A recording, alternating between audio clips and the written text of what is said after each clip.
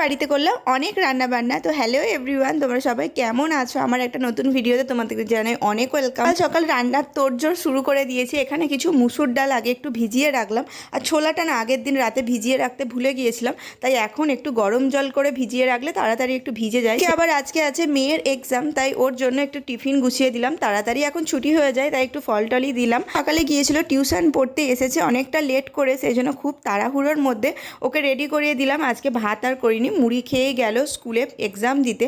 এখানে ওকে ছেড়ে দিয়ে এখানে আমি রান্নাবান্না একে একে বসিয়ে দিয়েছি। এবার বলি কেন করছি আজকে এত রান্নাবান্না। আজকে হলো হাজব্যান্ডের জন্মদিন, তাই আমি যতটা যা পারছি একটু করার চেষ্টা করছি। এবার আজকে তো অমাবস্যা পড়েছে, তাই মাংস তো খেতে নেই, তাই যতটা যা মানে যেগুলো ও ভালোবাসে সেগুলোই করার চেষ্টা করছি। যেমন এই মুসুর ডালের বড়াটা ও ভীষণ ভালোবাসে, তাই 5 রকম ভাজার মধ্যে এই ভাজাটাও দিচ্ছি। এদিকে মাছ তো করছি, মাছের সাথে আবার ডিম করছি। অনেকেই বলবে জন্মদিনে কে ডিম খায়, আসলে ও মাছের থেকেও ডিম খেতেই বেশি পছন্দ করে, আর এই ডিম কষাটাও ভীষণ পছন্দ করে বলে মাছও রাখলাম, তার সাথে ডিমও। সমস্ত রান্নাবান্না কমপ্লিট করতে বেজে গেছে 1:30, যেটা পরের